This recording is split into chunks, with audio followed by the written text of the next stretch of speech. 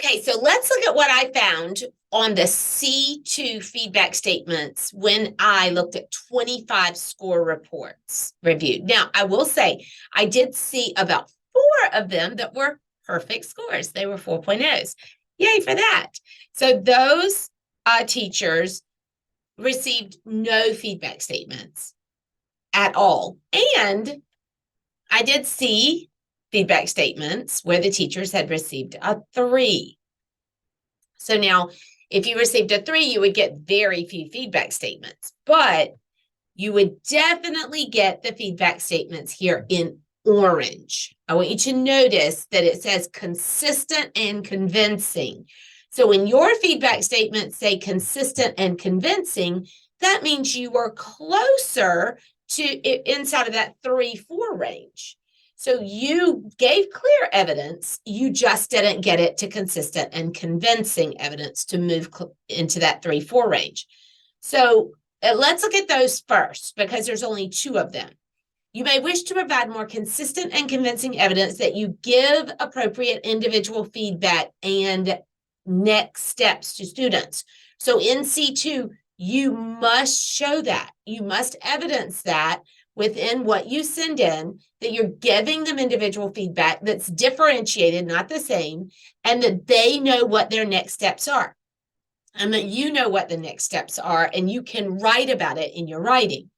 That takes you into the 3-4. The other thing that takes you into the 3-4 is if you provide more consistent and convincing evidence of your own knowledge of the subject through instruction and assignments that develop students' individual abilities. So you've got to make sure through your writing that you are writing about the steps that you take to instruct students through whatever it is your C2 is telling you to do. Now, I want you to notice the number of teachers getting that feedback statement was only 4 versus 10 teachers got the give appropriate individual feedback and next steps to students. So we'll see that the very top feedback statement here is actually, we want to really look at the top 5 or 6. Those are the ones we truly want to focus on when we're looking at our rubrics for C3, because C2, I'm sorry, I'm in C2, because this is like the pattern that the assessors are seeing in C2, that teachers are not setting appropriate goals for student learning and connecting those goals to instruction that's differentiated. You know, the instruction might just be the same for both kids. So it's not differentiated enough, and goals must lead the way. And students don't always have the same goals. Or if they have the same goals, they might have differentiated objectives underneath it, the way they're going to meet those goals. So you've got to know your individual student needs. That's huge. More than 50% of what I looked at got that feedback statement within the 2 range, because clearer means the 2 range, or more evidence means the 2 range. Engage in reflective thinking about how your instruction is differentiated to meet the needs of individual students. Again, you've got to understand this idea of differentiation, and you've got to reflect on that. You've got to be able to say to the assessor, you know, I see how they're different, and I see how the differentiation I did is supporting these students' needs, that individually, and that they're not the same. Again, more than 50%, really, when you take out the 4 of them that were 4s and you take out the couple that were 3s, got that feedback statement. All right, and then this one, where 9 people got the feedback statement, your ability to differentiate and apply appropriate pedagogy to develop individual students' understanding of key concepts.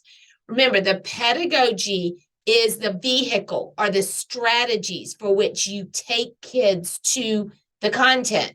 Content is what we want them to know and be able to do. So your strategies, pedagogy must be very different for these 2 kids, or in the case of you with 1 kid, for yours, that you have differentiated strategies between the first lesson you do and the second lesson you do. Okay, so we want to see your breadth here and the way you can differentiate. 9 people got that scoring feedback statement. Again, back to reflection, insight on your future instructional practices.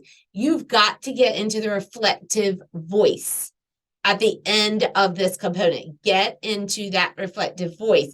Give insight on how what you've learned through these case studies, so to speak, in C2, how your future instructional practices are going to need to be modified and adjusted. And then the next one was accurately describe, analyze, and evaluate student work. Well, again, this happens when teachers don't go back over to the student work to the writing, student work, writing, and flow naturally through that descriptive, analytical, reflective voice. You have to flow through those voices, and you have to be very diagnostic about the work. This happened because I did, and the student learned, and this tells me, and next I'm going to do. You're just giving us your thinking that you're describing, analyzing, and evaluating. All right, and so think like a doctor there. I teach you that in my courses. And then number 7 people got the feedback statement of that there's clear evidence that your own knowledge of the subject through instruction and assignments that develop students' abilities. So your knowledge, you've got to have strong knowledge of the content area that you're covering here. And it's obvious when you don't have that knowledge. It's just very surface. It's not rigorous. The kid may just be blowing through it, or your feedback is just on the surface. That's what's happening there if you get that feedback statement. Now, the other feedback statements that have 4411, these aren't seen as regularly, but please note that but they are being given out. So we've already talked about the consistent and convincing knowledge here. Notice that both the 2 range and the 3 range got that. But we also have insight into student learning through your recognition of students' individual learning differences. If you get that, you don't really describe your student well enough in the beginning of the writing cycle for the commentary here. Got to know your kid deeply, not on the surface.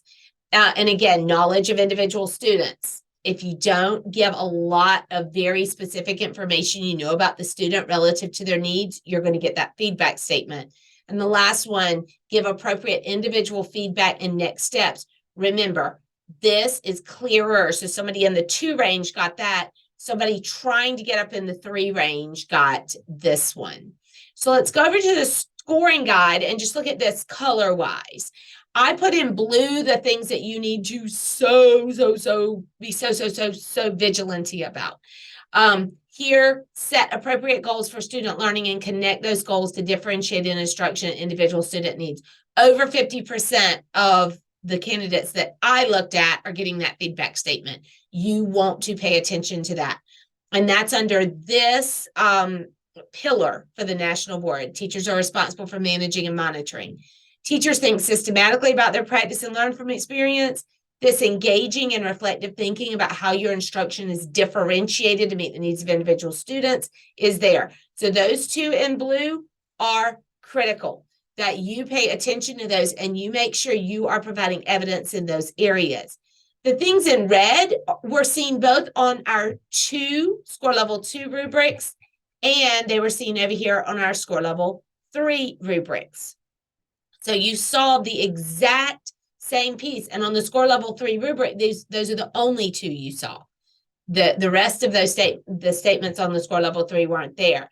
If you see these green markers, they're kind of like in the middle, less than half got them, but still more got them than did not get them.